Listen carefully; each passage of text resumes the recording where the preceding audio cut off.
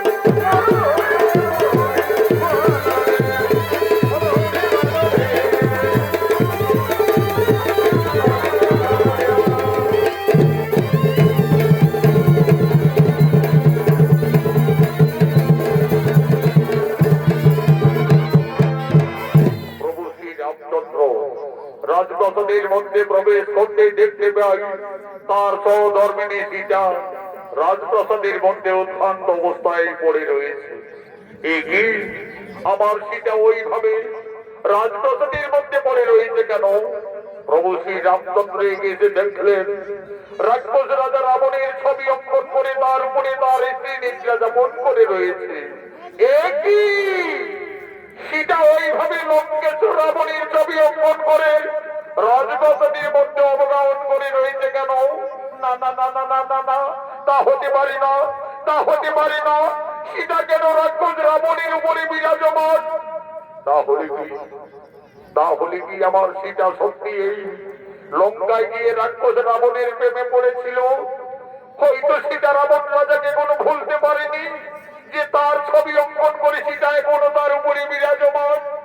না না না না না না না, আমার সীতা অসতী, এই সীতা কলঙ্কিনী, যার জন্য আমরা দুই ভাই দিবারাত্রি বনে বনে কেঁদেছি, যার জন্য আমি ওখানে বালিরাজকে হত্যা করেছি, যার জন্য লক্ষ লক্ষ মানুষ জনসংখ্যা করে রাক্ষসকুল বিনাশ করে, যে সীতাকে লঙ্কার থেকে মুক্তি করে অযোধ্যায় ফিরিয়ে এনেছি, আজ সেই সীতা রাবণের এই ছবি অঙ্কন করে রাজপ্রাসাদের মধ্যে নিদ্রা যাপন করছে।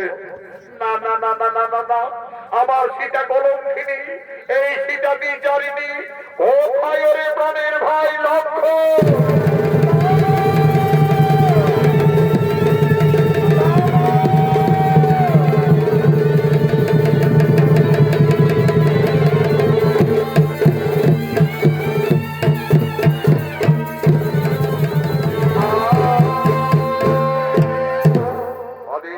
দাদা। ওরে ভাই লক্ষ্মণ, ওরে আমার প্রাণের ভাই লক্ষ্মণ, ওই দেখুন ভাই, আমাদের রানী সীতা রাক্ষস রাবণের ছবি অঙ্কন করে রাজপ্রাসাদের মধ্যে নিদ্রা যাপন করে রয়েছে। ওরে ভাই লক্ষ্মণ, এই কলঙ্কিনী হয়তো লঙ্কায় গিয়ে রাক্ষস রাবণের প্রেমে পড়েছিল, হয়তো সীতা রাবণ রাজাকে কোনো ভুলতে পারেনি যে তার ছবি অঙ্কন করে সীতা এখনো তার উপরে বিরাজমান। ওরে ভাই লক্ষ্মণ, এই কলঙ্কিনী যদি আমাদের অযোধ্যা নগরে থাকে, তাহলে আমাদের রঘুকুলের বদনাম হয়ে যাবে রে ভাই, আমাদের সূর্য বংশের বদনাম হয়ে যাবে। ওরে প্রাণের ভাই লক্ষ্মণ, এই কলঙ্কিনীর আর আমি মুখ দর্শন করতে চাই না। যাও তুমি এই বিচারিণীকে নিয়ে এসো নির্বাসনে।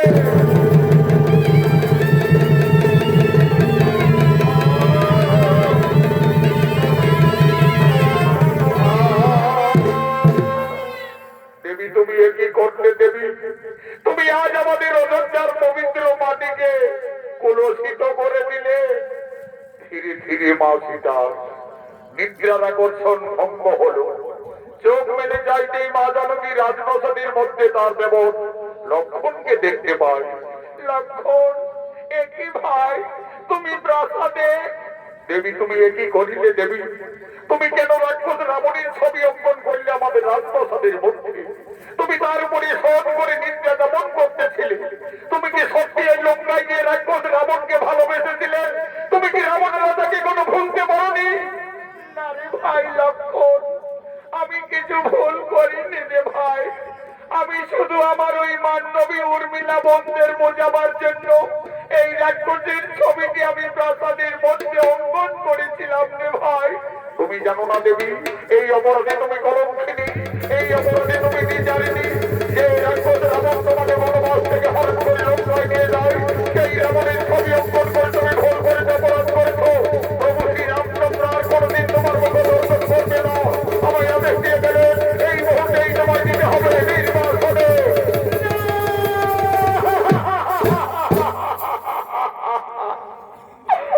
হে প্রভু, হে প্রভু রঘুনাথ, আজ তুমি আমাকে বিনা অপরাধী কলঙ্কিনী সাজালে। হে স্বামী, তুমি তো আমাকে লঙ্কার থেকে ফিরে এনে আমাকে সকলের উপস্থিতিতে অগ্নি পরীক্ষা করিয়েছিলে প্রভু। সব কিছু জেনেও আজ আমি বিচারিনি। ওরে ভাই লক্ষ্মণ, তোমার দাদা যখন আর আমার মুখ দর্শন করবে না, তাহলে আমার এই অযোধ্যায় থাকার কোনো প্রয়োজন হবে না রে ভাই। চলো ভাই, তুমি তুমি আমায় দিয়েছো নির্বাসনে বিনা দোষে বনবাসী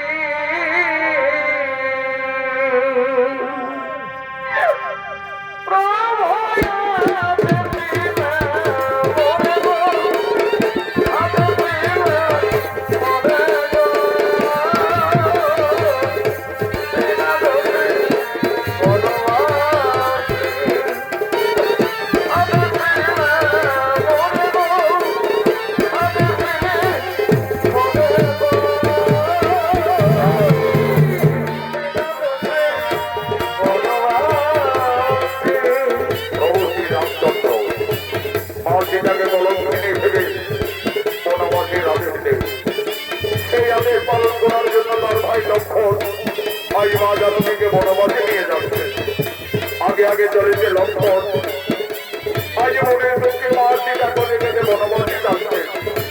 বন পেরিয়ে ঘোর কাননে প্রবেশ করেছে লক্ষণ দেবী সীতাকে নিয়ে। আজ লক্ষণ বলছেন দেবী গো, দেখো দেবী, আমরা তো বনবাসীর যথার্থ জায়গায় উপস্থিত হয়ে গেছি দেবী। তুমি তোমার বনবাসী বলে এই কারণেই জানাবে দেবী। তুমি আমাকে অযোধ্যায় ফিরে যাওয়ার অনুমতি দাও দেবী। আমাকে অযোধ্যায় ফিরে যেতে হবে, কিন্তু আমি কিভাবে একটি 5 মাসের গর্ভবতী নারীকে বনের মধ্যে ছেড়ে যাব? তুমি আমায় ক্ষমা করে দাও দেবী, আমায় তুমি ক্ষমা করে দাও। যে জানকীর জন্য আমি 12 বছর অনাহারি অনেক চাইছিলাম, যে জানকীর জন্য আমি শক্তিশালী বংশ ধারণ করেছি, আজ সেই জানকী আমায় বনবাসে নিয়ে যেতে হবে।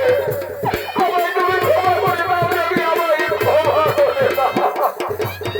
ওরে ভাই লক্ষণ, তুমি তো তোমার দাদার আদেশ পালন করেছে রে ভাই। তুমি ফিরে যাও ভাই অযোধ্যায়। তোমার দাদা আমাকে বিয়ের সময় দিয়েছিলেন আমার গলার গঙ্গার হার, কানের দুল, পায়ের লবণ। আমার বনবাসে এই অলঙ্কারের শোভা পাবে না রে ভাই। এই অলঙ্কারগুলি ফিরে নিয়ে যাবে অযোধ্যায়। তোমার দাদার অপরাধের কাছে দিয়ে বলবে, দাদা তোমার আদেশ আমি পালন করেছি। তোমার রানীকে আজ আমি বনবাসে নিয়ে এসেছি, বনবাসে নিয়ে এসেছি, বনবাসে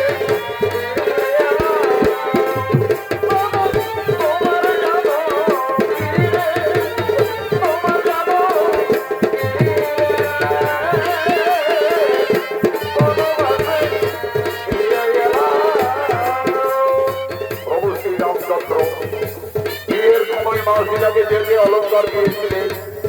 আজ মনের দুঃখে মা জানকী বনবাসে গেতে গেছে। গলার মুক্তার হার, কানের দোল, পায়ের নপুর, সমস্ত অলঙ্কার লক্ষ্মীর হাতে তুলে দেবে। আজ মা সীতা কাঁদছে আর কেঁদে কেঁদে বলছে, ওরে ভাই লক্ষ্মণ, এই সমস্ত অলঙ্কার নিয়ে তুমি